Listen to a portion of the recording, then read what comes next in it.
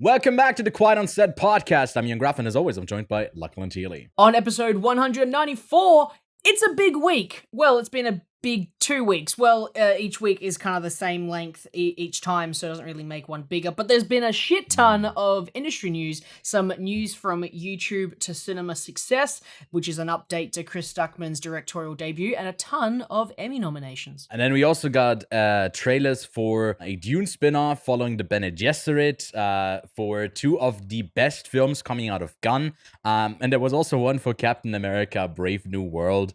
Then I had a big week with watching films, but particularly bad ones, pretty horrible ones. And I also caught up on Young Woman and the Sea, Cobra Kai's latest season, and some great westerns from the 1910 to 30. So I'm all over the place, but let's get into it. Finally, Twist and Shout. Twisters has finally spun its way into cinemas, and just like Top Gun Maverick, it's saving cinema. Well, maybe not to the same success as like Top Gun Maverick, and maybe like not as successful as what Inside Out is doing right now, but it's another blockbuster success. Let's talk about Twisters, starring Glenn Powell and Daisy Edgar Jones, and directed by Minari director Lee Isaac Chung. I would kind of disagree there a bit that it saves cinemas if you, I don't want to spoil it, but like towards the end there, there's a scene that involves a theater. It's like, it's not saving, it's actually destroying it. But yeah, we also got some thoughts on Horizon that's coming later today, and then Longlegs, a really packed show. So without further ado, let's cue up that intro and get into the show. We are professionals. This is a professional podcast. Yes. Breaking Bad and Better Call Saul. Hello there. Which actually, Did you this get is gonna me a be hat a as bit, well? Yes. So I've got Dune Cam. It's just a camera with my Dune steelbook. All right, Lachlan, it's news time, and the biggest one comes from Neon Wow, that just straight had into a it. huge hit. Yeah, no, I'm no time wasting. No. Yeah, Hey, let's got catch it, up, sorry. Lachlan. Okay, we're done. Big week. We're done. Let's talk about Chris Into Stuckman. the news. Forget about it. And Neon had its biggest week yet with the huge box office hit of Longlegs, projecting 4x the amount that Parasite did in its opening in its best week. And impressive stuff. The marketing clearly has worked, going completely digital, non-traditional PR. But there's also another pairing that has us quite excited, with Chris Stuckman, his first feature, Shelby Oaks, that's premiering literally tomorrow from when we record. It has premiered by the time this episode comes out at Fantasia International Film Festival. So we can't tell you to go see tickets if you're around that area there. Neon has signed him, and Neon is distributing the film, which is quite exciting because, they're successful distribution company. They've won the last 5 gun competitions with their selections. So yeah, what do you think? We got A24, the Aussie boys from Raka Raka with A24, Chris Stuckman with Neon. What's next? I don't know. Us Metropolis. with Prime Video. Metropolis. With Lionsgate, which I guess is actually the case. Wow, fantastic. It's crazy because we're obviously talking about a success today that Neon's had, which is Longlegs, and I think that it definitely goes into that marketing campaign. We'll get into that a little bit later. It's really cool to see someone from a online platform who created this really cool audience on YouTube getting that success and getting picked up by a company like Neon. And Neon does have a really good eye for things similar to A24 when they're picking stuff up. So I am quite keen to see what people say coming out of Fantasia's festival. I'm very keen. It's going to be super exciting. Again, Raka Raka, YouTube to cinema success. Chris Stuckman's probably the next one, and hopefully it's just like a domino effect. Them getting new talent from places that they didn't really have. There's all of these pools that they haven't really jumped into.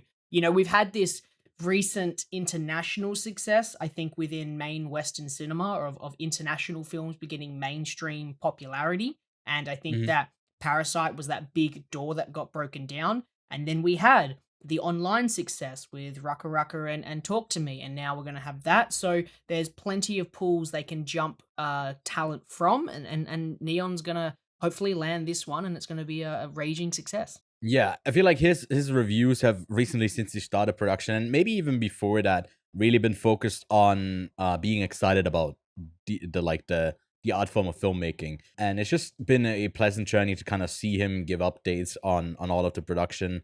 Basically, a lot of it being crowdfunded, so they're not like depending on any studio to give any notes. He really clearly got to do what he wants to, which is crazy for a first feature. There's also going to be more announcements for upcoming festivals. Kevin and I are really hoping it will maybe release at Venice as well, but fingers crossed for that. We don't know yet. In other industry news, the Russo brothers are back after producing a slop after slop since that Avengers Endgame conclusion. They are basically, I guess, back to pick up where they left from to do the next two Avengers films, which I think the next one is just called Avengers. Are we up to 5? I think we're up to 5, right? I feel like it's 5. And they are then numbering them? Well, probably not, but I think this next one doesn't have a name yet. That's supposed to come out next year, I think. And then Secret Wars is the other one that's, I think, poised to come out in 2026 or maybe the year after. Yeah, we haven't been super positive on the Russo brothers as of late, but yeah, Lachlan, what do you think? I know for you it all hinges on Deadpool and Wolverine anyway, so... Yeah.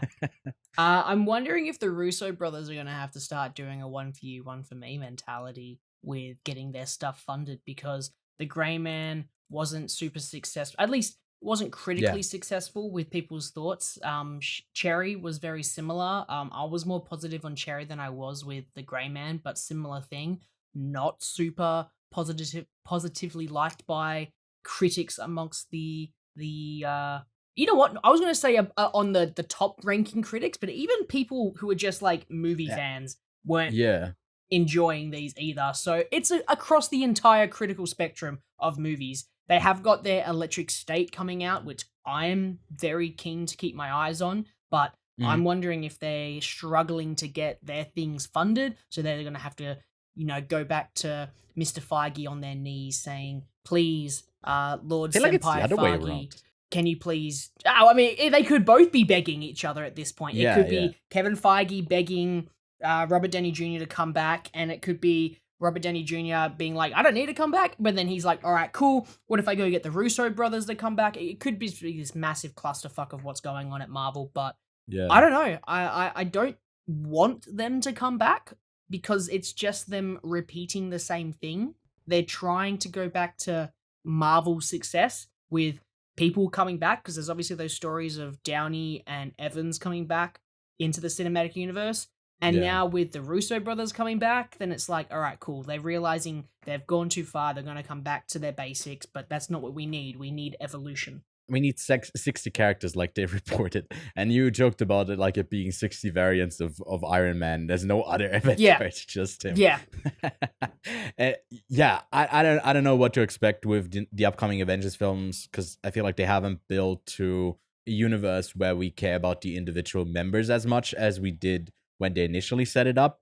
We're going to save like a big old tier list that we're going to do once Phase 5 that we're currently in is ending, so we can kind of have a look through maybe when Marvel actually like is really falling off. I feel like it's pretty self-explanatory already that it's after Endgame, but just have to wait and see for that.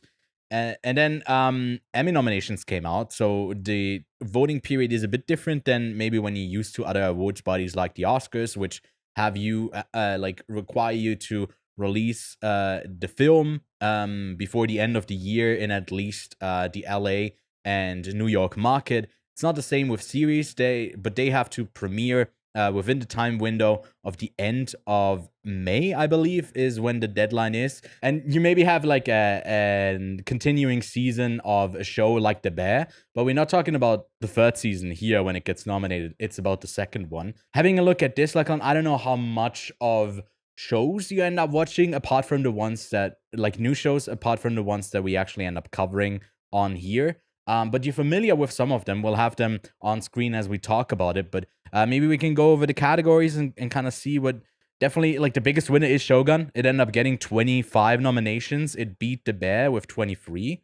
Only Murders in the Building had 21. True Detective 9 Country got 19. The Crown 18. Saturday Night Live got 17. Fallout got 16.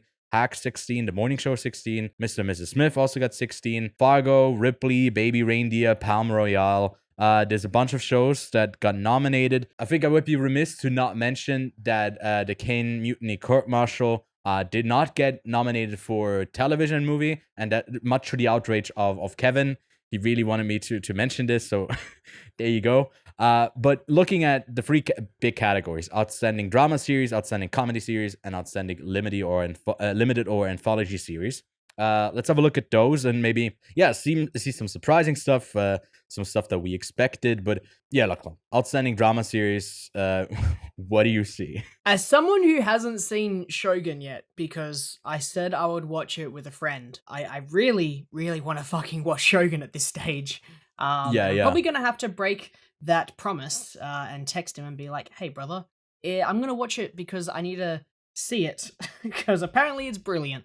I think that in outstanding drama series, out of all of them, I don't think I've seen any other major critical success like in that scale that Shogun got, and from the praise of critics, the praise of fans, people watching it. I think that Three Body Problem, I've seen Mr. and Mrs. Smith up to like episode 4.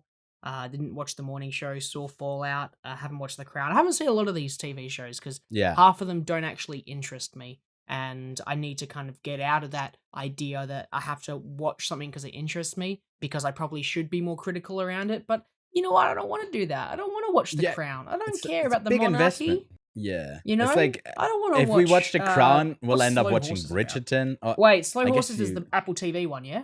That's the Apple TV one, yeah.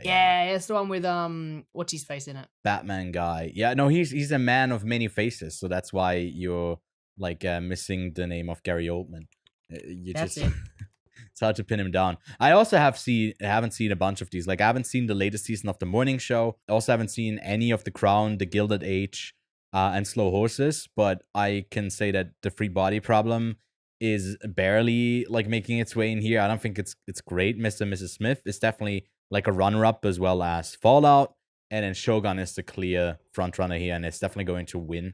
At one point when I was watching it, it felt like, oh, this seems like they are continuing the series, and then I heard, no, it's an actually closed off series. It's done. It's a limited one, but they're continuing it, and I think they're started shooting early next year, so there will be a continuation to the story as well. And yeah, there's comedy shows. Abbott and Elementary has had a great season. I don't know if this is the second one or if it's the third one that we are awarding here. I feel like it definitely is the third one because it wrapped before the end of May. That was another brilliant one.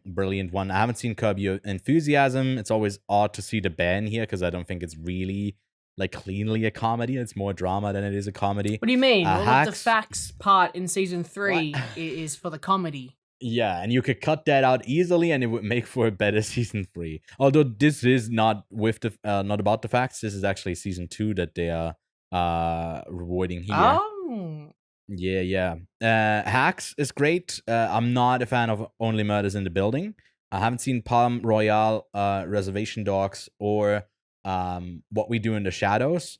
But I mean, my pick here would be probably Abbott, because it is about comedies. Although maybe The Bear is the best show out of all of them. But apart from The Bear, have you seen any of these shows, Lachlan? I mean, I've seen Curb Your Enthusiasm, but I haven't seen the most recent series. That was the last season as well, I think. Right. I'm not a TV show guy. I'm very picky with my TV shows because it's such a long investment, especially after watching a 3-hour fucking Western for this episode. Hey, just a minimal amount of, like, there was also like 2 other things that you had to watch. Then we're also going to cover a whole season. Yeah, today was a lot. So it's great when something is like ending and not open-ended and continued. So these limited anthology series, only 5 of them, are a bit easier to get into. Like, you watched True Detective Night Country. I don't remember if you ended up watching Baby Reindeer. I don't think you have, right? No. That last season of Fargo was great, and it was the only season of Fargo I've seen because it's anthology. You can jump in whenever. I don't think Lessons of Chemistry was any good, but Ripley was also really good.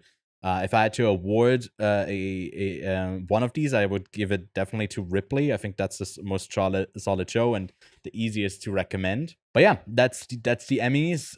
They're unfortunately like quite predictable what they pick, and especially like in the acting departments, because more mainline celebrities A-list celebrities are branching over to do series, then it feels like, okay, let's reward Jennifer Aniston with another nomination for the morning show. Although I don't know if that's like, if we're going there to get the best performances of the year, it just feels like quick and easy. That's the Emmys. Then, Lachlan, there's a couple of quick news to go over. First up, we did get a soundtrack reveal. I don't know if that's like common courtesy or like normal, but hey, we at least know every song that's going to be in appear in Deadpool and Wolverine, including The Greatest Show from The Greatest Showman. I mean, there's one joke that's already spelled out to you that's coming in the movie, but yeah, some pretty fun songs in there.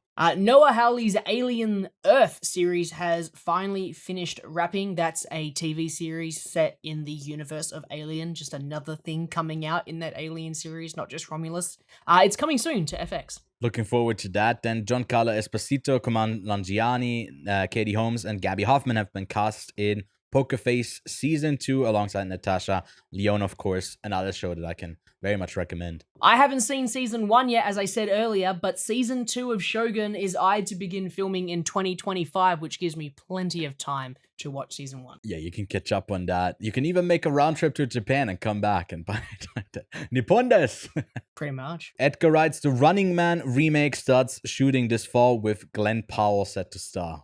And a Dexter prequel show will release later this year on Paramount+. After they already had that like sequel show that they did with him like in the woods. Yeah. Spoiler alert, in the main series he I haven't seen survives, I guess. Have you seen the original Dexter series? Yeah, it's he murders, and now we get young Dexter. Yes. We got young Sheldon. That's about to be, or I think that wrapped its final season. Now we need the young murderous guy. We move from autism to murder. Isn't that great? That's a spectrum. Jesus. Anyways, there's a couple of trailers to look at, and there's a few. It was like hard to cut down because usually we only like to take a look at 3 of them, but we have to talk about Dune Prophecy.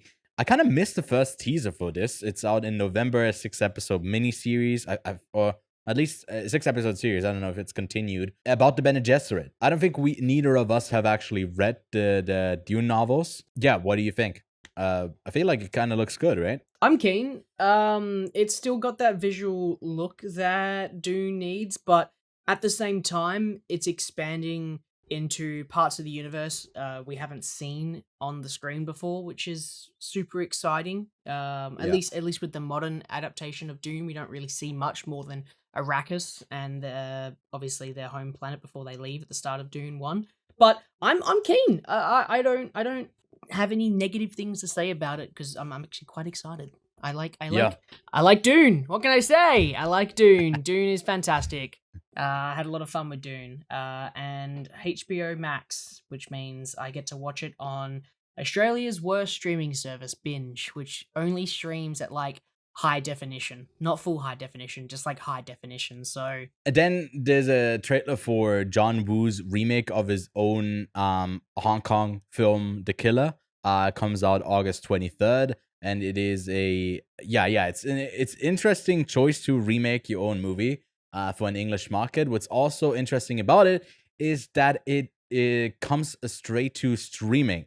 It doesn't even get a theatrical release date. It is a Peacock original. So that's a choice, certainly a choice. Yeah, I don't know how familiar you are with John Woo. I've only seen a couple of his films. He's obviously someone who does a lot of like slow motion, over-the-top action. And towards the end of the trailer, we get to see more of that. I'm not the biggest like action guy that is like super wowed by just the action itself. I need a bit of a good story at the center of it all. Otherwise, I like tune out quite easily. It looks fun, but yeah, what do you think? As the action guy, I don't give a flying fuck about story. I just care about action and like shooting and bang bang and fucking whatever.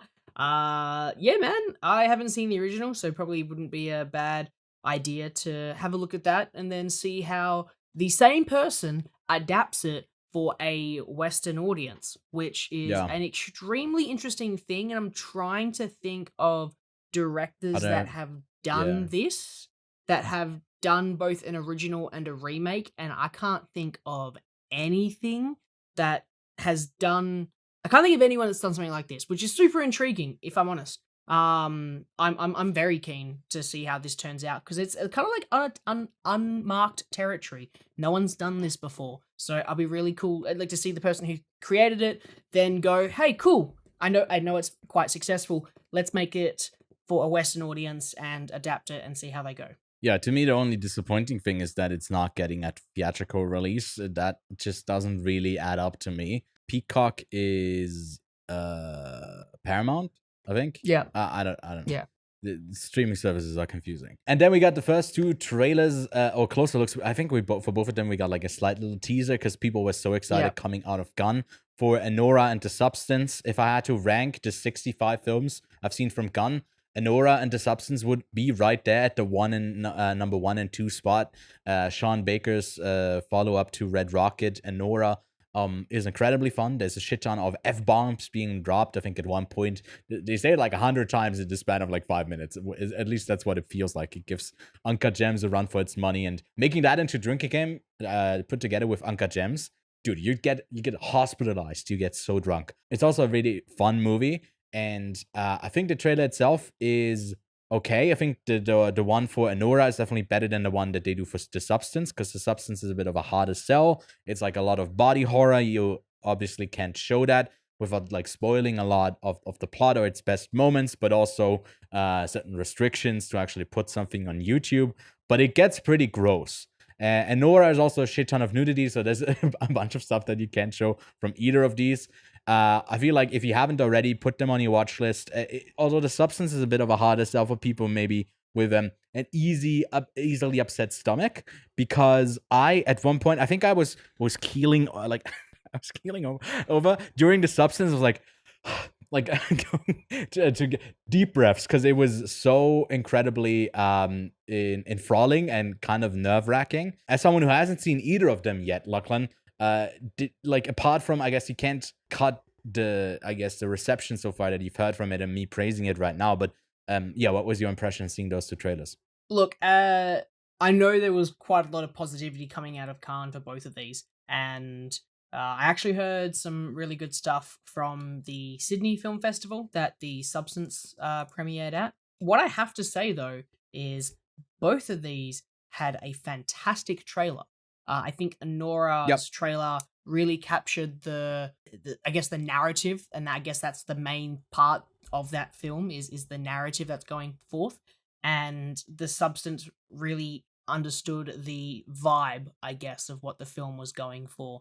And kind of giving you that sort of, this movie is going to make you uncomfortable, and I could kind of like it felt like a warning trailer. It was like, don't watch this if you are gonna get if you're a little bitch.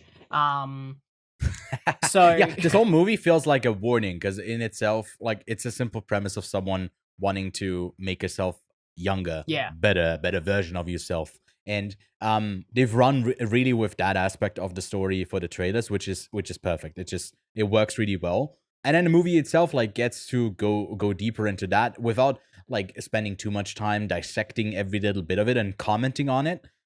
Because the filmmaker Caroline Fergat, I think, is just good at giving us a like fucking entertaining movie. And it's so much fun. Anora is probably, apart from Hundreds of Beavers, the funniest movie I've seen all year.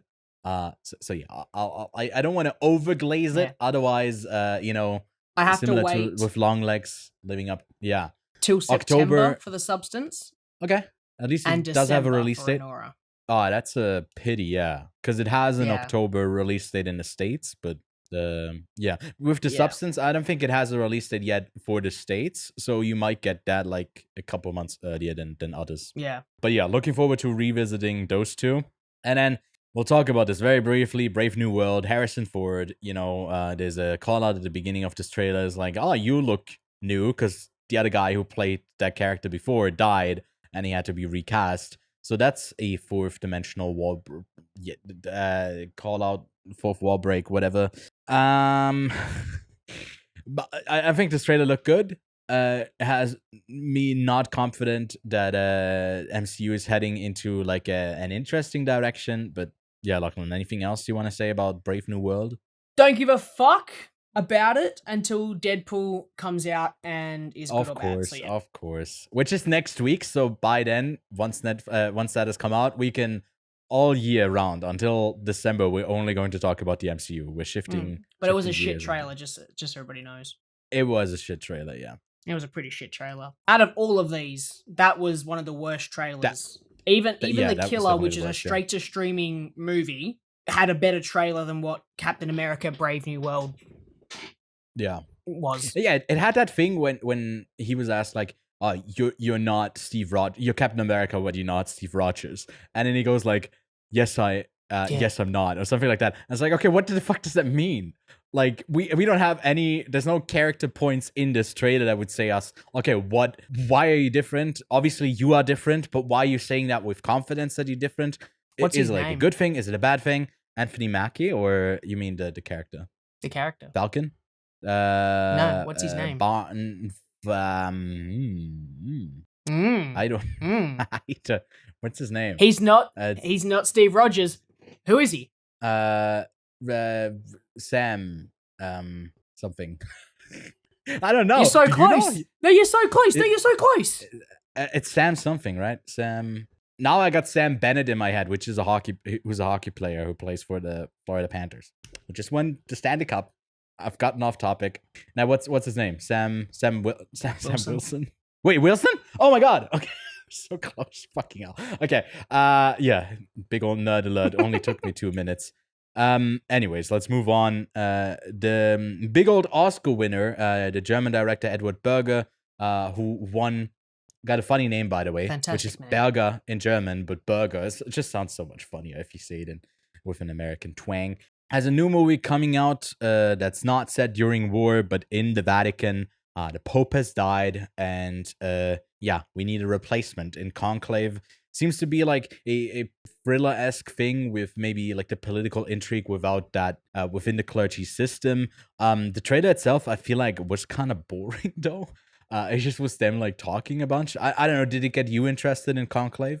I'm interested because of the talent behind it. I think Ralph that Fiennes. this at least this film isn't setting you up for something that's not what you're actually going to see. This is going to be a lot of talking in this movie. There's going to be no action, right? This isn't no Da Vinci Code. This isn't no action adventure like this guy did or Quiet on the Western Front. And I'm sure he would just like to do a nice, simple narrative piece with dialogue and conversation between actors. And they have got a ton of people in this that I'm super excited to see act their little heart out. And Ralph Fiennes, he's going to be nominated for something in this because look at him. Yeah. Look at him act his heart out. He can definitely lead a film, so that has me confident that this could be quite interesting. I think it's like an adaptation of something, if I'm not mistaken. But yeah, that one's out November 1st and is one of the films that I could definitely see like enter the Oscar race for a number of reasons. Like for screenplay and performance mainly, I think. Captain America. But yeah, that's but that's it for the news this week. So in the meantime, you can leave us a rating on Spotify and Apple Podcasts on all of the podcast apps of choice. I'm sure they got a rating system. And then if you're watching over on YouTube, a reminder that even if you are just listening to us and not watching, there's a couple of videos, or actually a lot of videos that are just YouTube exclusives. So head on over there and leave a like and subscribe. Later today, we are doing our first like group gaming video that should be out later this week. And we're quite excited to try out something new. So head on over to the gaming channel if you're at all interested in all of that. We also got reviews, gameplay, not walkthroughs, but playthroughs. All of those key phrases for the gaming stuff you'll find on that channel. But Lachlan, let's get to yeah, put it in the description, like put it in there, the key phrases. Yeah. I was like, what's it called? Like AI is a word, or like when it's a hot topic. So I'm blanking on what I actually wanted to call it. So not keywords, but it's a buzzword. It's buzzword. All the buzzwords for the gaming channel. That's you should know. You got a buzz cut. I do, but there's no revealing it. Oh my god! When I do it, it's just like the headline is just not coming, and it's just it's actually just a bald head. It just keeps going. Oh man. Anyways, Lachlan, what have you been watching this week?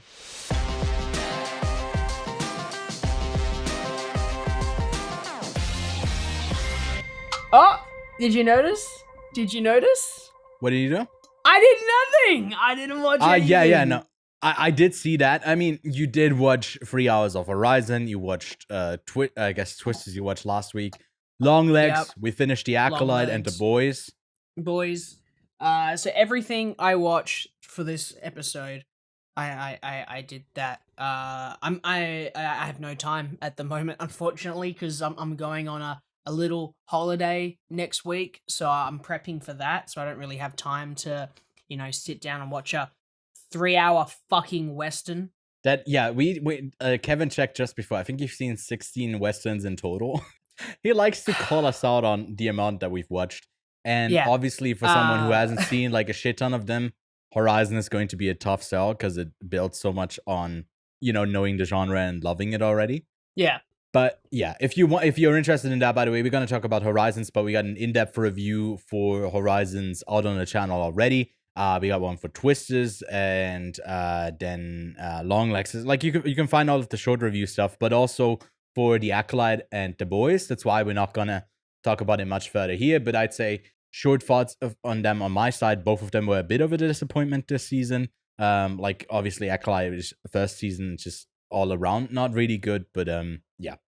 More on that again, link below if you're interested in that. And then a couple of I watched so much stuff, but I just sat through I don't know, I had a busy week of doing non-movie related things, and I just felt like watching a bunch of shitty movies and just relaxing and maybe doing something else and actually having just not paying that much close attention to some of these films. So I ended up going to the theater to watch Despicable Me 4 though, just so I could say I'm done with it, and I'm done. Wait, by the way, this stupid thing, look at it. I threw it at the wall. I threw it at the wall. You'll never be able to get rid of that now. So it's not Despicable Me 4, it's the first one, but fucking dumbass movie, stupid ass, worst of the series. Maybe not. I don't know. I don't care. Minions are bad. Then Daddio is Dakota Johnson and Sean Penn on a on a taxi ride, and they overshare with each other. Where it's not very good. It's very cheesy. Then Sausage Party Foodtopia. I don't know if anyone asked for a follow-up of this really gross and overly horny. You were looking forward to it? No, they made it just for me. Oh, they made it just for you. Well, yep. Why haven't you watched it yet, Lachlan? Huh? Because I'm too busy, dude. Okay. Come on. I think it's right on the edge of it's all right to watch. It's very it's light, it's funny at times, but then also in others it completely misses the mark. So yeah, you can skip out on that. I think it's streaming on Prime. So yeah, I don't know. If you pay $3 for it or $5 and you end up, maybe, I don't know. I can't recommend it though. Then The Inheritance, just a horrible film about a guy who gets his rich kids to protect him from not someone but something that's coming to kill him. Overall, just a pretty horrible film. Tyler Perry's Divorced in Black. I mean, Tyler Perry is speedrunning these half-star movies faster than insert a reference here. And then The Dead Don't Hurt is one that we reviewed together with Kevin. I think I was quite surprised. Maybe I'm currently, because I'm watching so many Westerns, a bit easier on them because I'm starting to appreciate the genre a bit more. But this is Viggo Mortensen starring and directing with Vicky Krieps as the lead. It was surprisingly sweet. So if you like Westerns, I feel like that one might be worth your time. Ezra is from Tony Goodwin with Bobby Cannavale. There's also Robert De Niro in it, Rose Byrne. And it's about the relationship between a father who's a stand-up comedian and his son who has autism. And it comes from a place where I feel like there's an understanding of it. It's not just hey, let's do a film with an autistic kid, but the kid is actually actually autistic, and a lot of the like people in the cast have experience with autistic people as well. So it comes from like a really sincere place. It gets a bit cheesy at times. It's okay, but it's okay. It's like a like recommendation. Then Mother Couch, a really weird movie where Ellen Burstyn is just sitting down on a couch in a store, and she's not leaving. So her whole family is trying to get her to move, and then through that, Ewan McGregor as the lead here is trying to get her to move, but also moving through the whole relationship. And then it goes really crazy in the visuals. It has like a lot of people have been comparing it to like a light version of Beau is Afraid, and I'd agree with that. It's not as good as Beau is Afraid, but it's okay. It like makes big swings, and I can appreciate that. My Spidey Eternal City. I gave that first one a 0.5 star, and for some reason they followed it up with another shitty film. And it's just as bad as the first one. I don't know why I sat through this one, but I did. I can say I did watch it on 2x speed because it was painful, and I can come clean about that. It was so annoying, but I did want to finish it, so I can tell you My Spidey Eternal City is shit. Watched a couple of westerns, Go West, Stagecoach, and The Last of the Line. Could very much all recommend those. And then Young Woman and the Sea is coming out, I think, later this week. I think the embargo is up. It's like a similar story like last year's Naiad of someone having this the female feat of like crossing something, and an aspirational story about sports. I think this one falls a bit short though. Shorter than the Naiad. I couldn't really recommend it. Then The Exorcism is probably the worst film I've seen in a long time, and I just seen My Spidey Eternal City. It's like the biggest mess of a film I've seen. I don't know. I can't remember the last time I've seen a movie that was so disjointed and crazy like this. So it was like started before COVID, I think. Then it halted production, and they came back to finish it. It's certainly like the most fun you'll have with poking fun at the film, but the film itself is, I don't know, if you're taking it seriously, pretty unbearable. And then Boiling Point was like this really neat one-cut movie set inside a kitchen. Really tense. I enjoyed that quite a bit. And now we basically get an opening in the first episode that's also like a one-take thing, and then it breaks into normal like a cutting structure. So it's 4 like 1 hour long episodes where it really amps up some of the drama within the kitchen, which feels a bit like forced and fast, but still there's some solid performances all around. Only 4 episodes, and I'm hoping it gets another season because it worked. And then Cobra Kai is premiering the first part of the 3-part thing until it concludes in 2025. And I gotta say, like, if you like the show, you might like the fighting bits in between like I do, but all of the acting, all of the writing is so horrendous in this show. And I was thinking back, because this was originally a YouTube original, right? And then Netflix got it, I think, in season 2 or 3. And it made me interested in maybe going back to those first seasons and seeing if it's as bad as it is now. But yeah, I don't know. If you like the karate in between, they always are going to build to like a big tournament that, like, I don't know, some other foe is coming from back in time, and there's references to the movies. If you like the karate bits, then some of the kids actually are pretty good at fighting. And yeah, it has that at least. But sorry, really, I know I had to overcompensate, Lachlan, for you not having anything to contribute in what we've been watching this week. So I'm sorry for the monologue. So I'll hand it over to you for our review of Twisters, though, Lachlan. As Storm season intensifies, the path of former Storm chaser Kate Carter and reckless social media superstar Tyler Owens collide when terrifying phenomena never seen before are unleashed. The pair and their competing teams find themselves squarely in the path of multiple storm systems converging over central Oklahoma in the fight of their lives. There we go. If you feel it, It's a long one. chase it. So chase it. So, Chase it. Do you want to do it again? You can try it again if you want. If you feel If it, you feel it, chase it. chase it. Oh, he's taking Oh my god. water. Chase it. Oh. Yeah, this was also water. It's just Mexican water. Of course. Yeah. Anyways, we are feeling it with Lee Isaac Chung's Follow up to Minari, going from a small family tale This is to a a sequel? $200 million. Well, in a way, I think a lot of Minari is set in the Midwest. I forget if it's actually also Oklahoma, but that comes through. We can get into that in a bit, but that definitely comes through that he has like that. Minari was also like taken from parts of his own life. And you can feel that coming through. The movie's coming out this week worldwide. We got to talk about it last week already in non-spoiler fashion, if you already caught our review there. But so far, it's been received pretty positively. 3.1 on Letterboxd, 7 on IMDb, and a 73 on Metacritic. And reports go from like this having a budget of 154 million to around like 200 million. But at least like that's a really big movie for what we end up getting. I can see where the money's going, but that is still like that's a lot of money. We're not gonna keep it spoiler free for this review. Again, we already did that earlier this week. But yeah, Lachlan, what did you think of Twisters?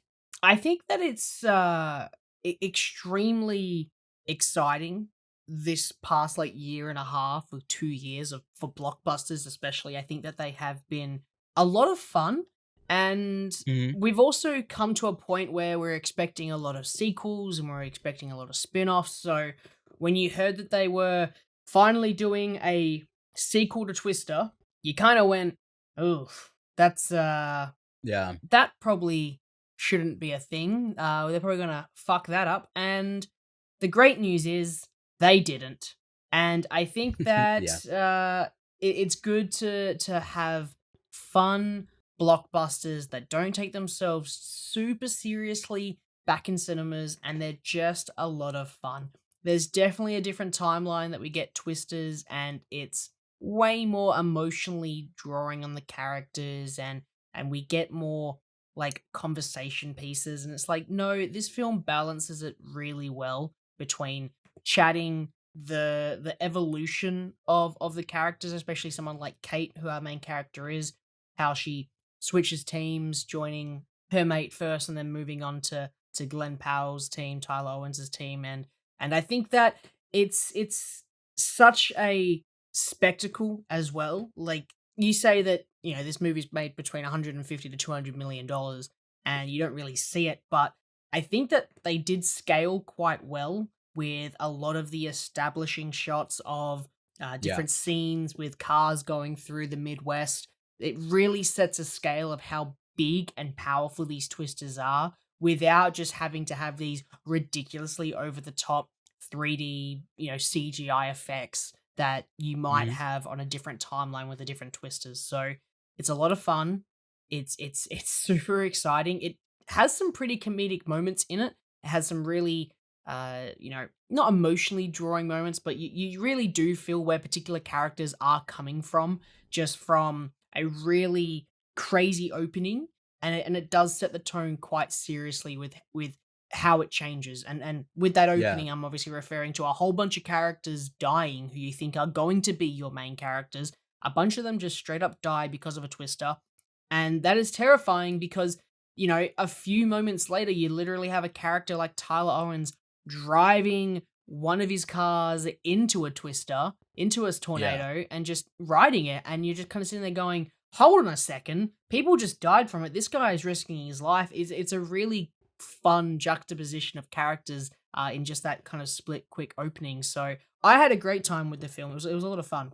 Yeah, like I said in a non-spoiler review, it felt very like Final Destination-esque of our main characters are dying, and then, you know, they don't get to redo and cheat death in a way, unfortunately. They just are in that opening and then they're gone. I think ultimately the lead character of Kate leaves a bit to be desired for her to maybe have a like you could explore a bit more of her guilt in there. I feel like she's great in what she's given, but I feel like we get to explore Glenn Powell a bit more, which is a sentence I love to say. We get to explore him.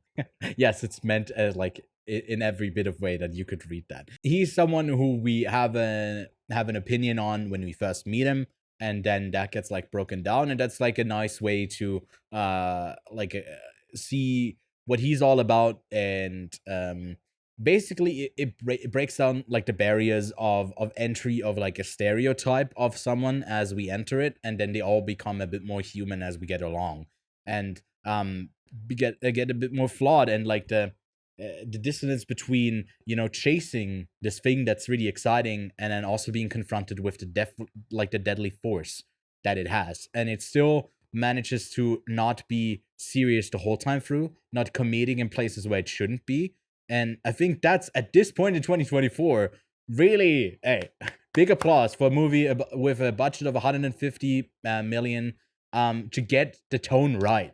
Because it's so rare that they do. They always fuck that shit up. And especially in the sequences where we are in the confronted with like the rodeo and in the town, then those sequences are quite terrifying. I don't know if they completely fit with the rest of the narrative of like going back to this in a way, in a cinematic form of us consuming it into the spectacle of like this deathly thing that's about to kill our main characters and everyone around it, to like the smaller moments. I just praised it for its tonal balance, but there's like something that there's a bit of a dissonance there still. Like, it's not perfect, but it could have been so much worse. And for that, I think it's entertaining. It has heart, and the money that is spent for all of the CGI, I think is done mostly pretty well. So yeah, a good time all around with Twisters.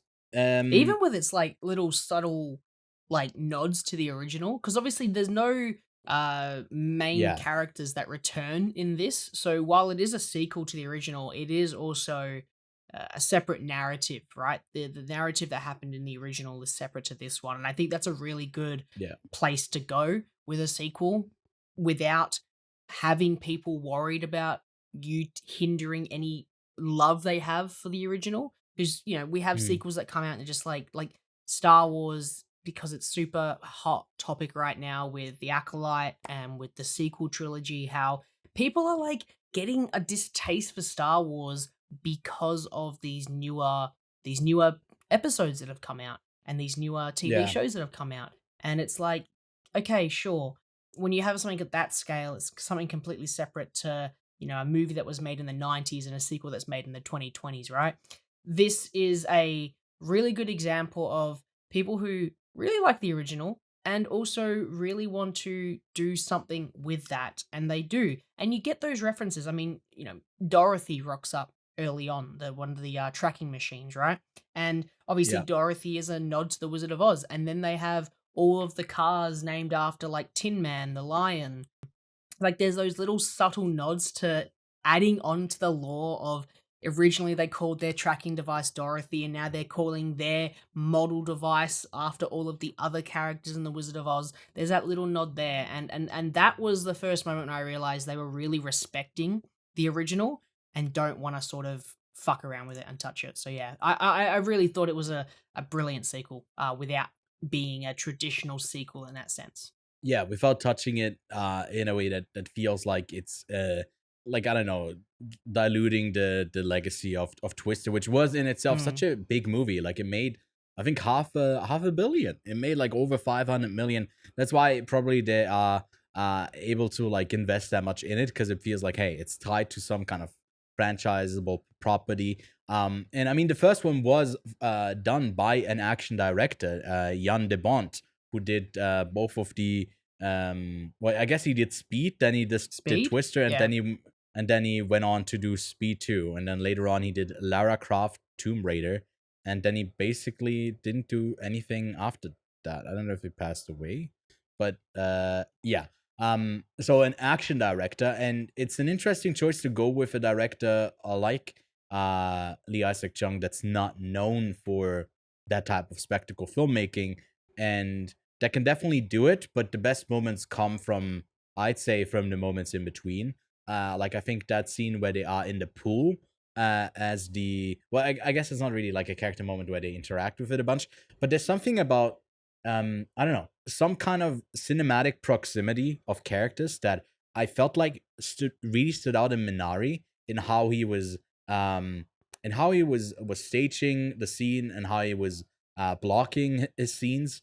I think it works on blockbuster level as well in Twisters, which is like just something that stood out to me as well. But anything else you wanted to bring up? No, I mean Glenn Powell, Daisy Edgar Jones do a fantastic job leading. They're both spectacular. That goes along the lines with like Anthony Ramos as well. Did a fantastic job. Yeah, David Cornsweet, the future, Superman, having here a supporting role is quite interesting as well. Because I didn't really recognize him at first, and he's just basically like a douchebag. I think the theme. I guess we didn't touch on this in a non-spoiler review, so we can now. Is like it's not really going after the origin of maybe why there's more twisters happening, or like I think there was a quote floating around that some people discussed about not like directly addressing climate change and basically saying how like this is one of the reasons it stays away from that. It also feels like a sequel that is done way sooner than like 2024. This could have come out in the 2010s, and I feel like it would have fit in. It also has that plot element of like exploiting the people who have lost their homes and basically putting that under the hey, I'm actually helping them, because otherwise they would lose everything, with the guy who invests into Javi's company. And I feel like all of that stuff, you could have explored that even more for a blockbuster. I feel like it went on like right along like the edge of teetering there, where it's not becoming the main focus, but it's still like present enough for me to care about all of the characters who are involved with that sort of plot line. And yeah, it gives Kate a moment to basically part ways with Javi, but then come back once he leaves as well. And I think that was done quite well. But yeah, I ended up giving it a 3.5 out of 5. I solid recommendation if I'm blockbuster film. I'm a little bit more favorable. I gave it a 4 out of 5. Okay. Wait, actually, I might be wrong. I might have rated it a 4 out of 5 as well, but I'm just like... You gave it... Some literally... I closed it! I'm no, such I gave it a 3.5. Silly man. Such a silly goose who's flying away in a twister. If you were to pair it up with another film, what would you pick for twisters that will feature time? It's a little bit difficult. Ewan, can you name a wet movie for me? A Waterworld. Okay, can you name a different movie that's wet? Step Up 3D. I hate that. Okay, never mind. Name a movie that has Edge a of fantastic Tomorrow. twist. Literally everything from M. Night Shyamalan. Oh! He does see dead people. It's wet and there's a twist. Got it, because it's at the beach. Yeah. My double pick is Old by M. Night Shyamalan, because it's wet and there's a twist. That great pick. And it's held up by the acting. It is held up by the acting. Wiki Creeps is, although it when I saw her in this, I thought less of her for a while. I'm not gonna lie. Jesus. Just because the movie itself was that's so a bad. class. That's something that you would say. Anyways, I'm picking Sharknado. Because there's sharks and of course you are. There's a That's tornado. my pick. That would be my pick. No, I'm taking it. You're not getting it. If you feel it, chase it. Chase it. Anyways, let's move on to Kevin Costner's 3-hour-long 4-part series, soon to be 3 parts, soon to be 2 parts. Actually, it's canceled. It's just this part that's coming out for Horizon and American Saga Part 1. Oh wait, should I do it in a voice? Explore the lore of the Old West and how it was won and lost through the blood, sweat, and tears of many, spanning 15 years before, during, and following the Civil War. From, I don't know what the voice is, from 1859 to 1874, embark on a emotional journey, an emotional journey across a country at war with itself. I have no idea where the voice is coming from. Experienced through the lens of families, friends, and foes, all attempting to discover this really long fucking logline of what it truly means to be the United States of America. Holy fuck, that got really, real patriotic real at the end there. Hang on, let me do that last sentence one more time, just so everyone at home gets to hear it one more time. Experienced through the lens of families, friends, and foes, all attempting to discover what it truly means to be the United States of America. Fuck, hang on, I want to stand up. I want to do this one more time, but I want to stand up. Saluting. Hand on Saluting. Explore the lore of the Old West and how... No, I'm not doing it again, Jesus Christ. My God. Well, it's Kevin Costner's ode to the Western genre. And I think it has the ambitions that are stated in his logline. I think it's a very accurate description of the film itself. That is also long. For someone, half of this podcast, it was too long. And understandably so, it premiered in Cannes, not to the most favorable responses. It got pretty bad ratings out the gate for me as well. Like I gave it a 2.5 out of 5. I can't say I rewatched it recently, and I did bump up my rating. Spoilers here already, I guess, for my rating. It gets a lot of stuff, at least in the right places. Does it come together fully as a movie? Probably not so much. It has like a huge budget as well, which is one of the reasons why Part 2 got pulled from theaters. The huge investment that is over half of it, of those 100 million, are coming from Kevin Costner's own money bag. So a lot of it is going to be his loss, I guess. But you don't seem to be the biggest fan of this film. So yeah, what did you make of it? I'm not. Whoa! That's a statement, brother. He hates Americans and Westerns. Wow, Jesus, that's another statement. You're really throwing me under that bus. I'm kidding. Under the horse character. I didn't hate it. I hated the stupid timeline muck around. I don't like. Yeah. How big the film is for an introduction. I think the film... I have no attachment to any character. Absolutely no character, right? The Westerns that I have I'd seen... say that as well, yeah. Which... Did Kevin out me and said I only have 15 Westerns logged on my account? Or is that you? No, that was him. I think he was asking about like you watching it or something like that just before we started recording. I haven't seen that many Westerns, right? And I haven't logged that many on Letterboxd, but I have seen a decent amount when I was like younger. And it's very important that I note that the Westerns that I have watched, a lot of them have a protagonist, right? And this one has many. And I am too bored to have that many protagonists that I have to love and hate, right? And I like a good build-up. I like a nice narrative that flows. And I do like multi-timeline fucking narratives as well. I'm able to do that. But this just had a little bit too much of that for me. I think that the film is very beautiful. I think I really love the Western backdrop. One of my favorite games of all time is Red Dead Redemption 2 and Red Dead Redemption. I think that they are fantastic, beautiful backdrops to any cinematographer's dream. Look, what I'm trying to say is I think the film was pretty. I think it's got a good score. I think the narrative fucking sucks. Wow. I think that it's too big and grand. I think it needed to be smaller. It doesn't need to be 3 hours. Like, holy shit, I could have watched 3 Westerns in the same time span, essentially. 3 great Westerns. Yeah. It's fine. Hey, I don't hate it. That's fair.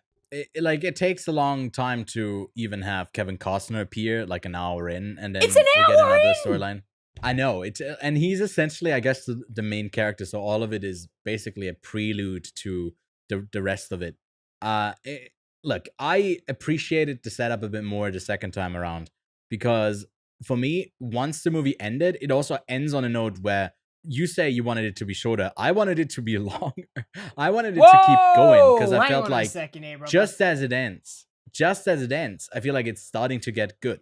It starts to get interesting. I feel like that setup of returning to a group of characters that we've seen closer to the start of the film, not seeing them at all like throughout the rest of it, and then or like having a small scene and then ending with them again, and then pushing further into the West. That's like where I feel like a lot of the storylines are going to get interesting. Unfortunately, a lot of it comes down to me also not caring about anyone on here, because we spend so much time in this world, but I don't feel like we spend any time with a character, like actually. It's just them hopping from point to point, which feels like it has the ambition to attempt to capture what it means for family, friends, and foes to be a part of the United States of America. And it's like, okay, that's a history lesson, but how do we pack it into a Western, but then also paying homage to essentially every Western that has come before? And it's a bit overambitious. I really like it for that reason, because it's impossible to nail that. But if you can get close to it, that's really admirable. Also investing so much of your own money, I feel like ultimately for the art form of filmmaking is admirable. It doesn't fully come together. I wish it were a better Western. I feel like part 2 though could be really good. It could be, like, in my opinion, it could be like a 4-star, 4.5-star movie if it really nails it. Yes, you. Thank you. The one upside down. My moment. What happens in this movie? People go horseback riding. There's someone who gets killed from someone else who gets shot before, who's mad to look after them. Then one of them kills the other one, and then they go on a trip. And then 2 other characters also go on a trip, but then they're being chased. And then there's an Oregon Trail, and then there's a Civil War. And then a town gets raided, and there's romance plot, and Sam Worthington is not blue in this one. Nope. Yeah, that's about it.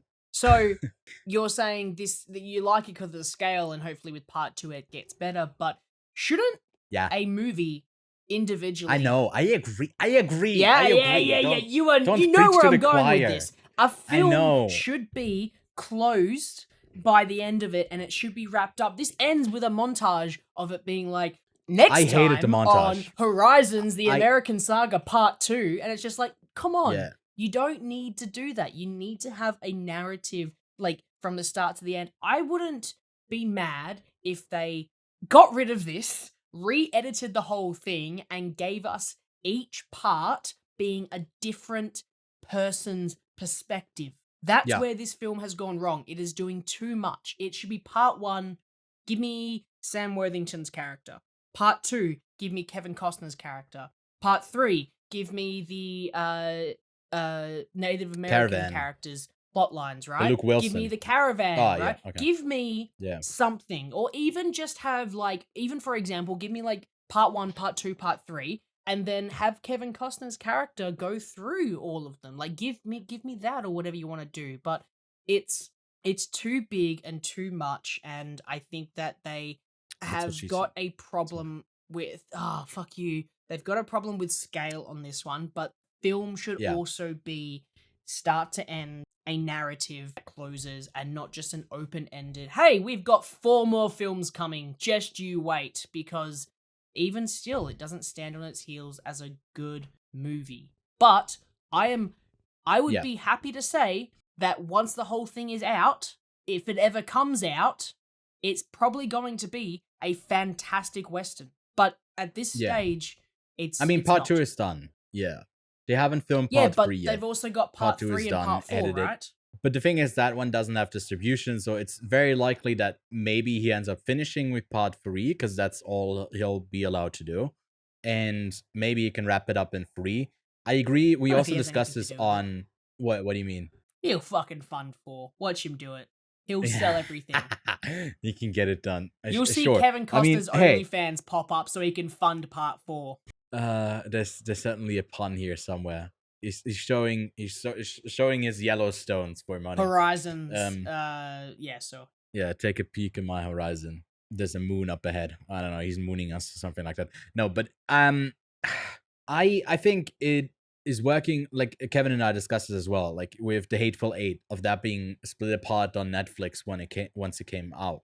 I think part 1 as well. If you do the first hour until Costner pops up and split it into 3 parts, I feel like it works a bit better as well. To start like a new episode with each of them. I don't know. It ultimately doesn't save just a lot of the setup stages of this, and then it also asks you in parts to already care for some of the relationships, like with the Kittredge people and the Civil War people and like Worthington. We only get a glimpse of their interaction, and I think some time passes as well. And by the time we are there, I think we're in the middle of the Civil War already, right? They ride out to the Civil War, and the town gets raided in the mid-60s. What do you mean? What time it is? What timeline-wise? I mean, did you not know what year we were in when you were watching? I kind of got it, but yeah. Yeah. There's like the town that they ride on, really obviously like 1863. Yeah. So then okay, and that's already in the middle of the Civil War. So by the time they go, like the younglings go out to fight for the war, and the Kittredge girl gives them like a little thingy to take with them, there's only like 1 or 2 years left in the war. So I feel like that part of it is like, that's a huge time period for the States, and like we jump through it so quickly. So even though we got a 3-hour long thing, I feel like you could explore what he tries to do over like the span of 10 seasons of a show, and could really like go deeper with it. And I guess he wasn't happy with the direction or like what Yellowstone had to offer, but exploring this maybe more episodical, because it ends up being very episodical in the actual feature film here. Like maybe it would have worked a bit better, but then maybe it wouldn't have been as much in the canon of westerns, because a lot of it is from its like cinema history of being on the big screen. I moved up my rating from a 2.5 to a 3 out of 5.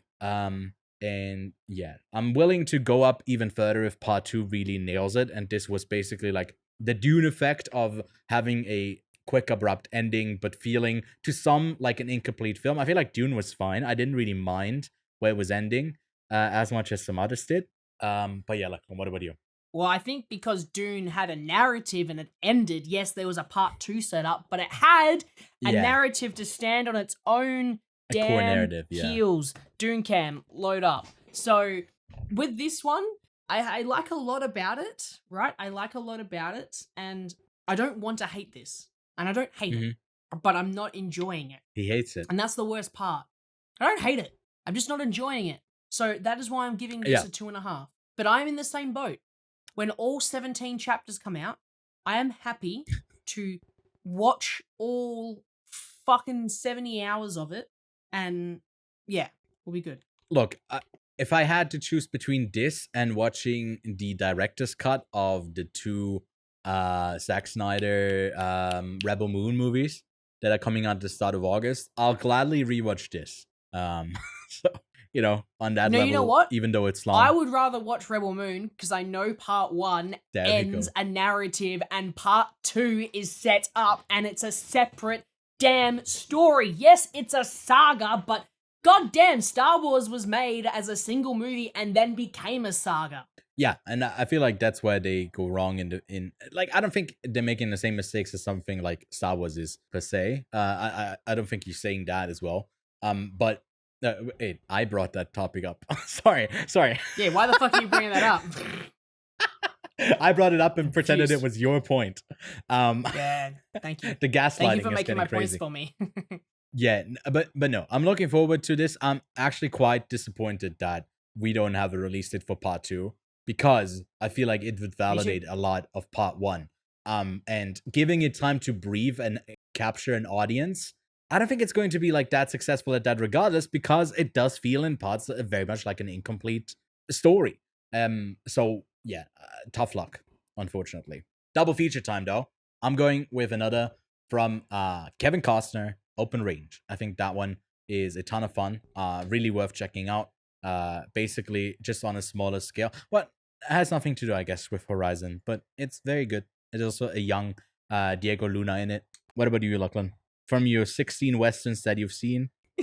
Let me go through them. Let's talk about a film that flopped. It was a start of a new western genre because obviously people realized that westerns can make money, and I think that it had a huge cast. We're talking, Walton Goggins, he's super popular right now. Sam Rockwell, Paul Dano, Olivia Wilde, Harrison Ford, Daniel Craig. I know what you're doing.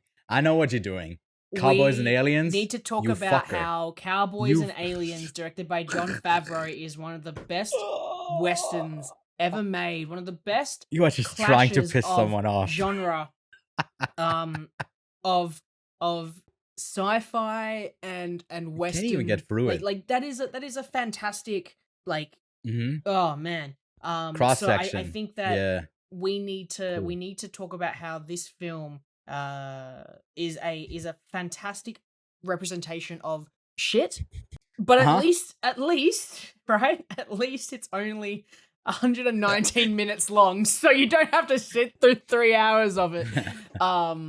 Yeah, that's my double feature. Great double feature. I'm sure everyone will love that. Anyways, let's move on to the most anticipated film of the year for you, Lachlan, I'd say. And that is Neon's. Yes, we can now say the distribution company before the title, because damn, they've made some bank with this one, of Longlegs.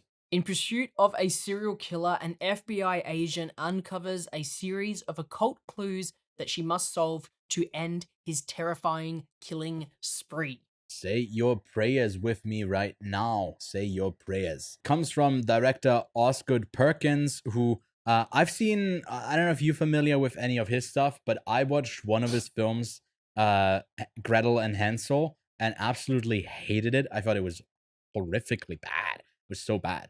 So I'm very glad that he has like a hit here that people at least before they see it, before they saw it, really connected with it. Obviously, it's a horror film, so usually like an audience score is coming in quite low. It usually also doesn't get the best ratings, but so far in Letterboxd, a 3.6, IMDb a 7.3, Metacritic a 77. The reception has been really positive. It was made for less than 10 million and made that probably in its opening day. So that's quite impressive. That's quite impressive because it did not have any traditional PR, only those cryptic digital ads that also didn't show any of Nicolas Cage being in it. We kind of knew he was in it, but we never knew what his actual killer Longlegs looks like. Yeah, it's just a really impressive and interesting story all around. Also, another thing that's great about this is that for Osgood Perkins, the success of this movie means that his next two films are locked and loaded, ready to go, and to be distributed by Neon as well. And his next one is going to be an adaptation of the Stephen King novel or short story. I don't know which one it is. The Monkey, which has Theo Jones, Elijah Wood, and Tatiana Maslany in it. So you can say like, hey, from the director of Longlegs and Stephen King, that's going to sell quite well as well, I believe. But your expectations were high. So, Lachlan, I gotta know, what did you think of Longlegs? Did it work for you?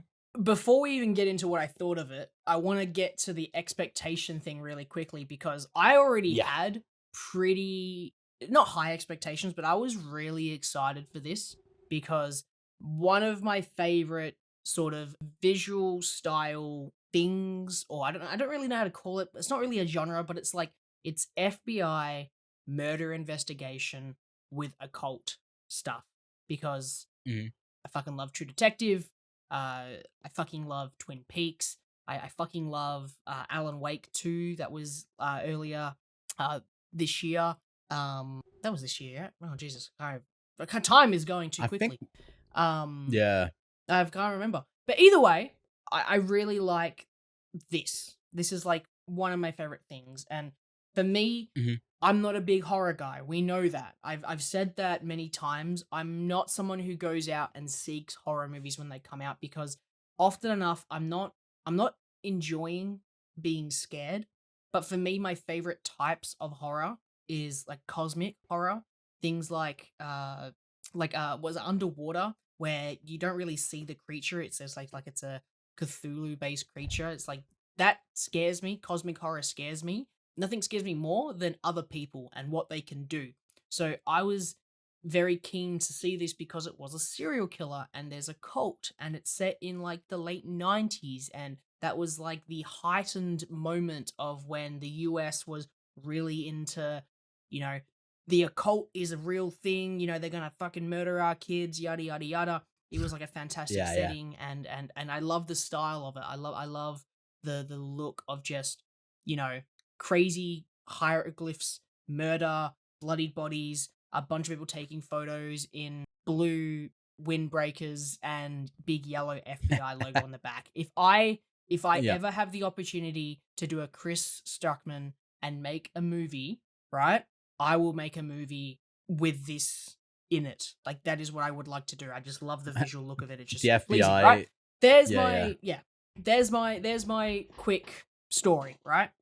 Which means now I've got to get into this film. And this is one of the first films that I have not just like one page of notes. I got a new notepad. and I usually write on like a small one, which I don't have because I've run out. Like I filled it up, and it's only about yay big, right? It's about the size of my hand. This is a notebook, and I wrote 2 pages of notes throughout the entire thing, because I was really engaged with this film with a lot of its technical feats, and I think Mhm. I am mostly on a positive side right now for Longlegs, but there is 2 major things that happen that made me have a bad taste in my mouth. And I really wanted to rewatch it before today, but I didn't have the time. And hopefully, I might be able to rewatch it on the weekend because I feel like with the rewatch, I'll probably be on a more positive side. But right now, I was, halfway through this movie being like, "Yep, 5 stars." Like Yeah. I like 4.5 stars, right? But on the rewatch, 5 stars. But the later half of the film let me down, unfortunately. Yeah. Yeah. And for me, that was not from a lack of, the tone changing or something happens. Like I know that one of my favorite things about horror is not seeing the creature, and they do a great thing with not showing Nick Cage during the trailers, but they also don't show him off that much for the first part of the film, which makes it even more terrifying to know what he looks like. And eventually you see him, and yes, he's uncomfortable, but then the image gets normalized in your brain. You're not terrified anymore. But for me, the film nails its cinematography. It nails its score. It nails its very few but fun needle drops. It nails its performances from Nick Cage and what's her name? Manika Monroe. Yeah. Micah Micah. Monroe. Yeah. Micah Yeah.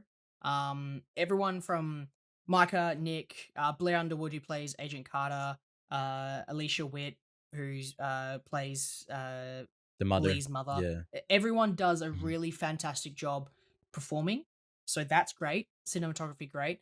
Everything from a technical standpoint in this film, I think, is absolutely fantastic. The vibe, the feeling, the themes, they're all fucking fantastic. I was eating this film. I was just munching it up because I loved it that much. And then at the end of the film, and this is not a spoiler, they do an exposition dump. Yeah. Yeah. It's unfortunate. It is unfortunate that like a lot of it is the intrigue of the mystery, and then it gets, or like like you said, like the more you see of the monster, the less scary it gets. Yep. And And I was following the movie, and I totally thought, hey, this might just be, a quick little story, but it's the entire explanation of what happens. And it's not completely necessary for someone like me who is engaged. But while I was during that moment, during that montage of exposition, right? The person behind me goes, "Oh," like audibly goes, "Oh," and they obviously then clicked for them what was going on. And I get it. That's probably why it's in there, because not everyone is going to be engaged the entire time. They're going to be weirded out. They're Yeah. going to be confused. They're not fucking writing notes like I am throughout the entire thing, right? So I can refer back to my notes if I get confused. But that for me made it feel like they were dumbing it down for audiences, and it would have been better for me, at least for my viewing, if they didn't do that. But everything else about this film is fantastic, which the other thing I can't do until we get into spoilers, but for me that was a big unfortunate misstep, but it's the only misstep, but it was such a large step that I immediately was just like, this is now 4 stars. This might even be, less. And I feel like it's just the Yeah. one misstep in the film.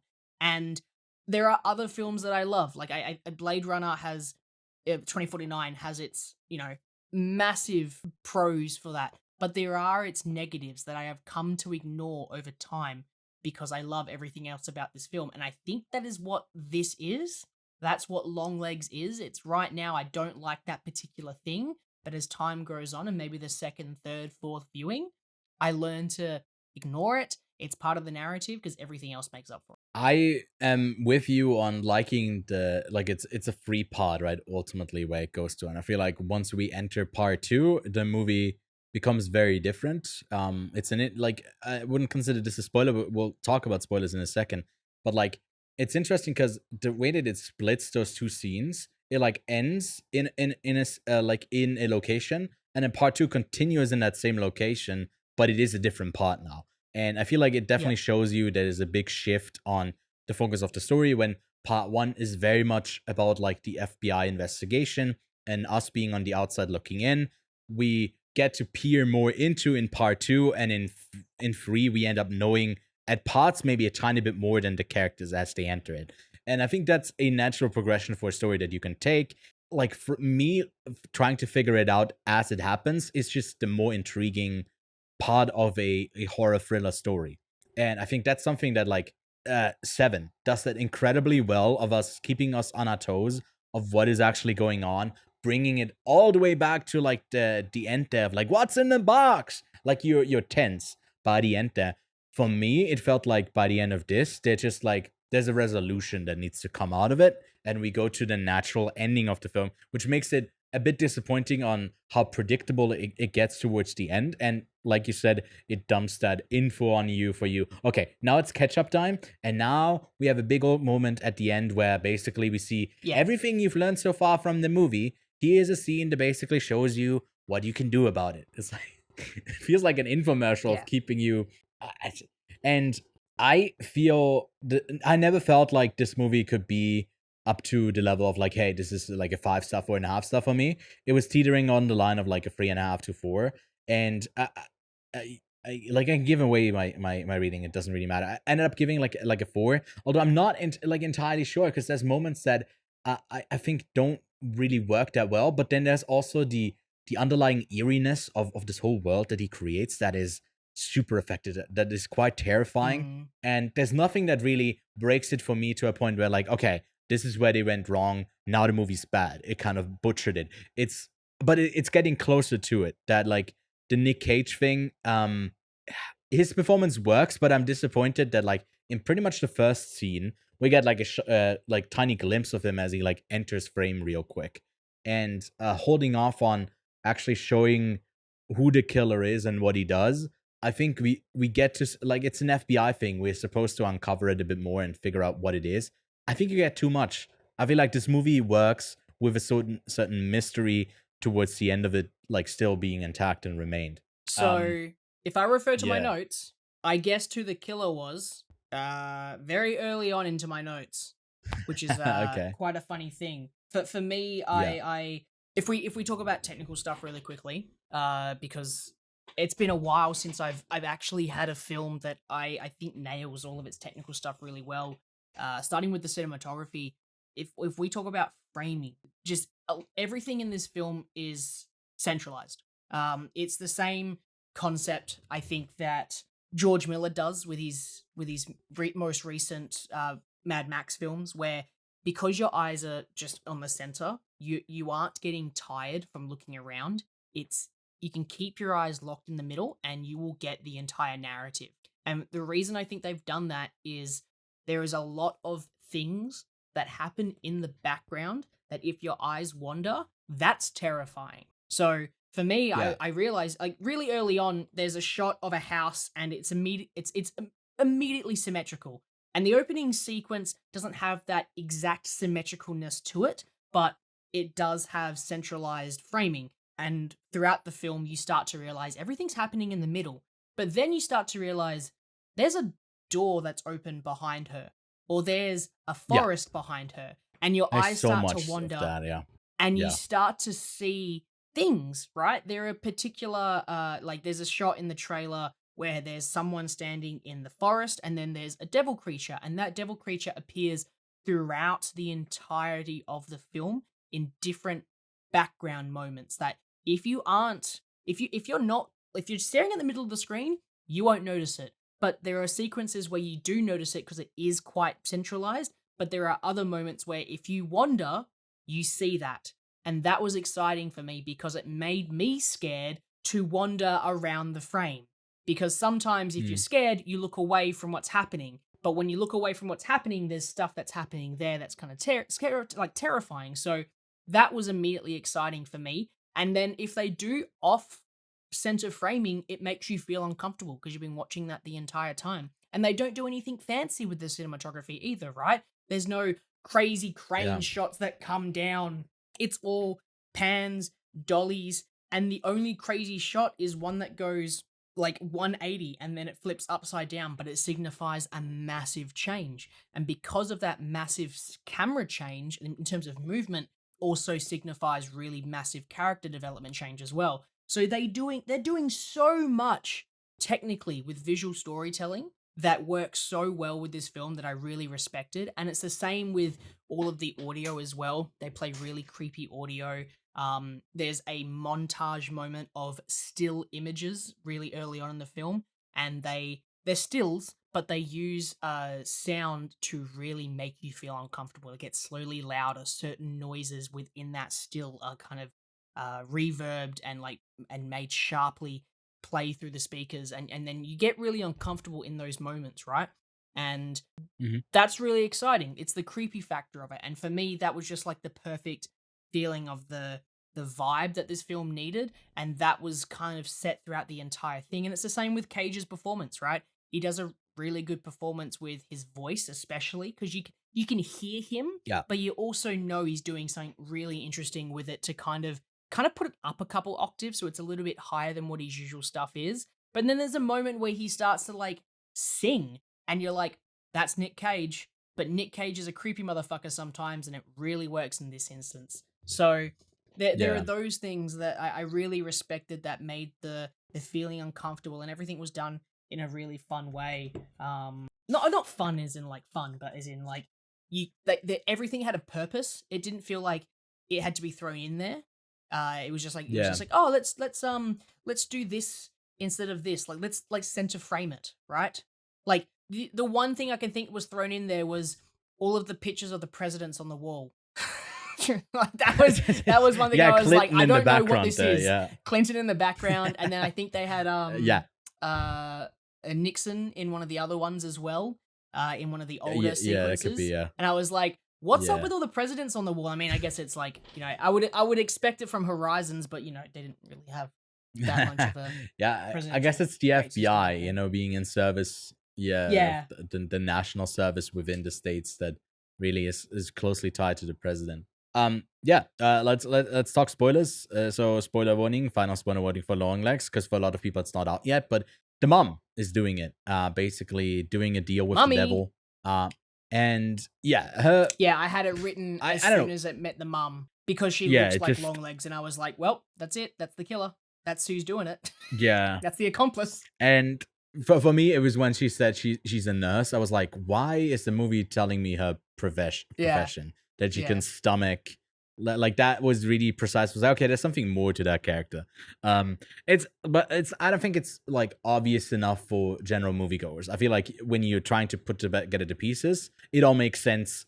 Usually, maybe on a rewatch a bit more, but it's all there. It may be a tad bit too obvious, but yeah, maybe it's not even about like the reveal itself, because I feel like the movie ends up really wanting to be about like what that does to Lee as a person, of like how much trauma she carries around, and others who are trying to shield her, and the trauma they inflict on them. That part of it is like just to think about it is really terrifying.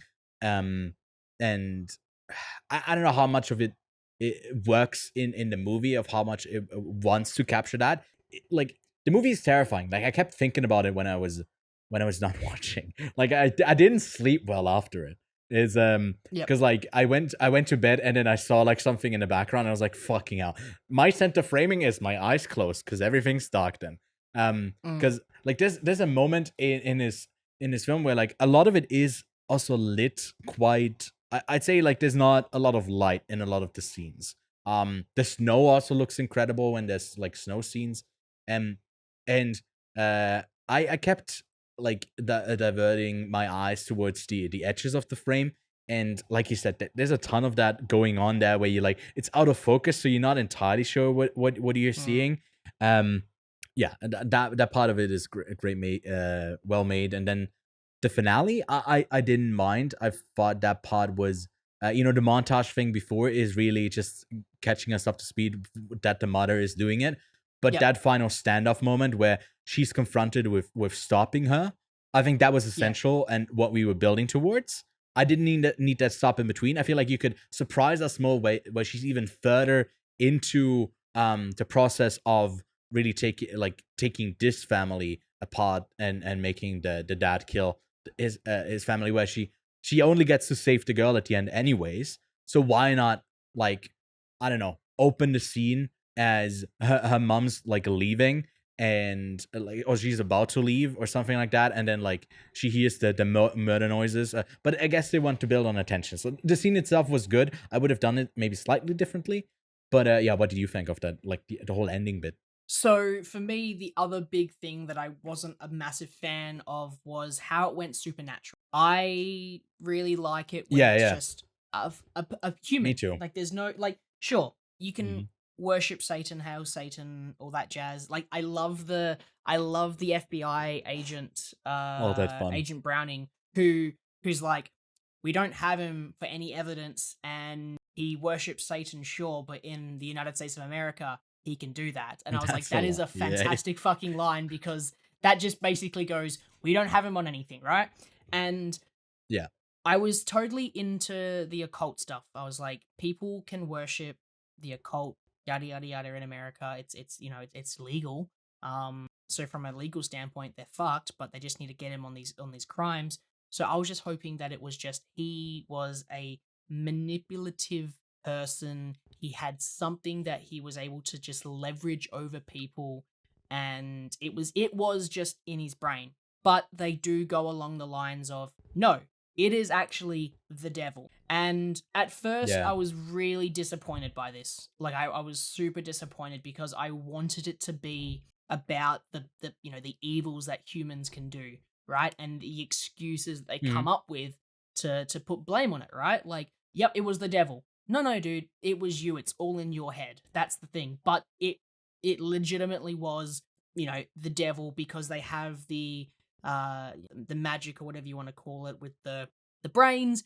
You have all of the, you know, the black dust that comes out of it. You have the images of those black, like the black robe over the dolls. They have the eyes stick through it. The goat horned creature throughout the film. Like, okay, cool. It was all there. Maybe it was all in Lee's head, but no, that actually most likely was an actual devil, the actual Satan himself, right? So Yeah. I was a bit disappointed by that, and to have that be the explanation, I was like, cool. It doesn't feel like it's a major cop out, but it's just not the direction that I really hoped the film was going to go with, and it didn't seem like that was the way it was going to go with all of the trailers and how the film was going, because it really felt that it was grounding itself in a reality that made sense, with it being like, no, you can't do witchcraft, no, you can't do voodoo, right? And even the have you been doing your prayers? No, prayers don't save you from anything, right? I really thought it was going to ground itself. For me, I've kind of gotten over it over the past couple of days after watching it, and I've kind of come to terms with being like, yep. And that's how I'm going to probably start to feel about the exposition dump over time. I feel like that's a bigger one, though. But for me, to have the film wrap up with that particular scene, and then obviously, you know, the tension building, and then for her to not be able to destroy the doll because she's run out of bullets, is just a, you know, another kick in the teeth essentially for her, because she, you know, this girl Ruby is still under the control of the devil, and so could Lee. Like, Lee picks up the phone call, "You're late." Was that him? Like, was that the devil in that phone call at the end there? Long really, leggings coming to you yeah, 2025. I like the long leggings. That's pretty good.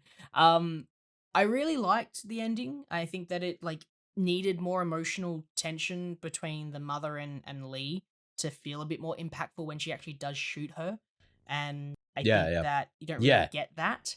That's a thud when she bumps on the ground as well, yeah. Right? So there wasn't enough, and I mean, you can't really have them be more emotionally attached, because then there would be more of a, well, why are you going out so often, yada yada yada, you know, etc., doing the deeds of him, even though it's only like once a year or whatever. But for me, it's just it's a good ending. I don't hate it. I don't in fully love it because of where it went, but I can slowly get behind it, because I might put it down as my favorite, like, pure horror movie. Like, I think this really nails all of the things that I want in a horror movie. And I'm not someone who likes jump scares, but the jump scares Yeah. in this felt valid. They felt like, she can't remember Longlegs interacting with her as a child. It felt like a suppressed memory that was just bouncing to the back of her brain, being like, oh, there it was. And it was like, that would be terrifying to you if you were sat in that situation, right? It's not an actual like creature jumping out in the shadows. It's an actual memory coming back. That's the jump scare. And that was, that one and the one at the opening were the two jump scares that got me, right? And I'm not someone who I can typically pick when a jump scare is coming. And I kind of felt the jump scares were building up there, and I'm like, I don't like jump scares. They're kind of cheap. They're kind of just like, they're cheap scares, but they felt deserved. They felt like there was a reward coming from it. Because that first jump scare with Longlegs, it's then going into a conversation, and you get to see this guy in this white outfit, just his chin, just his voice, and then like dips down, and like later on you get the jump scare of him again. It's just like, and you know what he looks like at that point, but it's scary. It's still terrifying. So I just felt like because of the vibe that the film set up the entire time, I was really in it. I was riding it. And I also felt that everyone in the audience was also having a great time. This is one of the first early like release screenings that I've been to where there was a ton of people. Like there have been bigger films where I've gone to that like even Twisters didn't have this many people at the cinema. That like this was quite successful for like a first day release.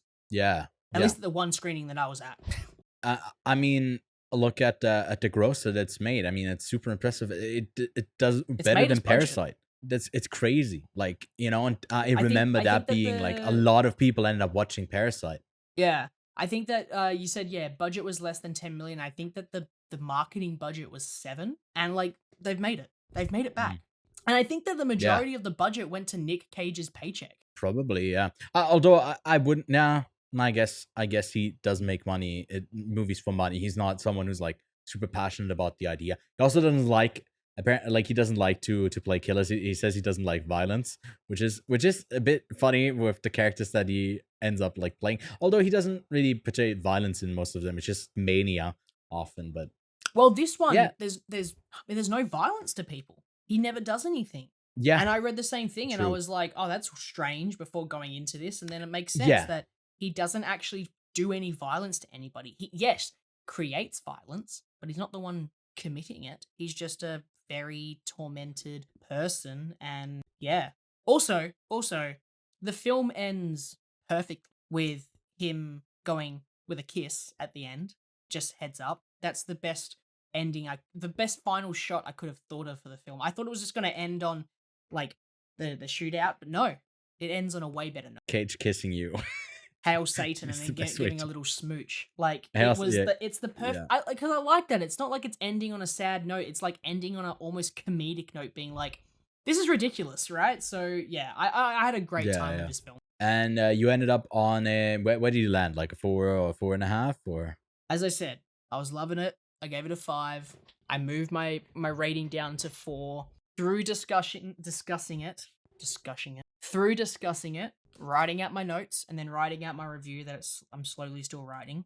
I've slowly made myself back up to a 4.5 star, and I could definitely see me doing 2 things. 1, making this a 5 star, and 2, being pretty high up in my favorite movies of the year. Okay. Yeah, it's one of the films that I'd love to revisit as well. I feel like, there's just so much to see and explore in the background, and just get engrossed in the style and the vibe and the atmosphere again. It's one definitely worth revisiting. And like I said, like a 4 out of 5 for me. It lost me at some points a bit too much, but I feel like the feeling it never lost, and that's its greatest strength, I'd say. And it's like I'm picking a movie for the double feature that kind of had also tonally something that stuck through the whole time and was also thrilling the whole time. So I'm just going to go with 7. Just a movie all around that it is an easy 5 star for me. It's just such a perfect film. And it's also terrifying thriller, horror aesthetics in there.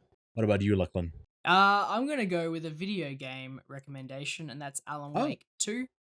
because I think that this is a really fantastic ride along if you're playing that game, as it has got very similar vibes to it that the game and the movie share, but they are very separate things. Very separate things. So yeah, but I just felt that it would Yeah. be a good companion piece. Yeah, still have to play those, but I've heard a lot Or of people Tenacious D to compare pick to a the Alan Destiny. Wake. That is That's hot topic. Did you hear the news about Tenacious? Yeah, I was Yeah. about to say. Yeah. we stay clear of discussing any presidents or anything in it, which I guess we won't once we talk about The Boys in our separate review, which by the way you can go Jesus, check yeah. out. But out this week we got the make or break point for Lachlan's judgment of the MCU, and that is in Deadpool 3, Deadpool and Wolverine, that gets a worldwide release. Then in the States, you can go see in-wide release. I'm really happy about that. Diddy, I got to see that at Sundance this year. It was my favorite film that I got to see from Sundance, so definitely go give that a try if you can. Mother's Instinct, I thought that one was out on VOD already.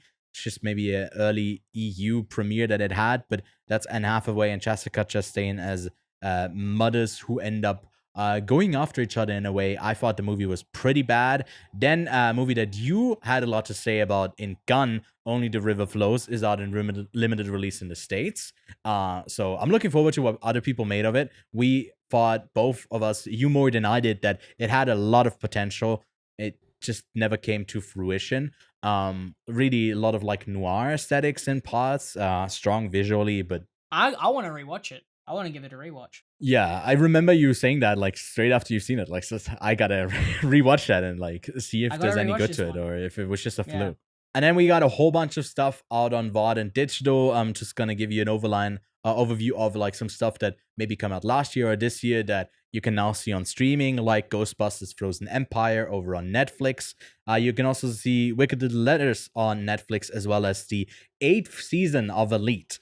This is Spanish, like boarding school type-ish thing. Lots of sex, steaming, whatever. I feel like the main cast, there's maybe one of them that still remains, and then they just like rotate out characters all the time. Crazy show. I don't think it's any good though. Then Femme, out on Hulu. I can recommend that one. That was pretty good. Sleeping Dogs on Hulu as well. Then Kill is out on premium VOD. That looked like a ton of fun. Action-wise, I'll definitely give that a watch this week. Humane is over on Shudder. Knox Goes Away on Max. Not really good, but hey, Michael Keaton in Beetlejuice, I'm definitely looking forward to more than, I guess, him as a guy with dementia. Then Last Breath is out. The Last Breath is out on VOD. That's a shark film that looked, I caught the trailer for this one recently. It looks really bad, so I might just be interested for that reason. Then Time Bandits over on Apple starts airing weekly. That's a remake of the movie that I wasn't at all familiar with, but apparently it's like a big thing. I never heard of this, but it didn't look like too great. And then on Netflix, we got The Decorium, a really horny show that seems to fall right into the place of Bridgerton and that type of audience, with them dressing up in medieval sets, but also having sex with each other. That's that. Then out in Swiss theaters, we got Dali from Quentin Dupieux. Kevin and I reviewed this one coming out of Venice last year. And then 2:1, which means 2-1 in German, is a comedy that comes out with the Oscar nominee Sandra Hüller. A bit of a lighter role that she takes there. And then out in Australia, Lachlan, I wanted to highlight something for you. And that's The Sloth Lane. I don't know if you're interested in it, but have a look at it. It's a fast food, slow-cooked sloth style. After a terrifying storm destroys their home, a speedy sloth named Laura and her kooky family move to the big city in their rusted old food truck. Gordito, that's the name of the food truck, I guess, hoping to make their business a success. So I thought, like, I don't want you missing out. I know you're going on holiday, so maybe before you watch Deadpool and Wolverine, you can make it a double feature and be the creepy guy who was in a weird kids animated film. but yeah, that's that. Next week, we're going to talk about Deadpool and Wolverine. And yeah, let us know what you thought of any of the films that we reviewed. It was a big episode today. Lots to talk about. I don't think there's anything else. We're saying goodbye. Yeah. Bye. Goodbye.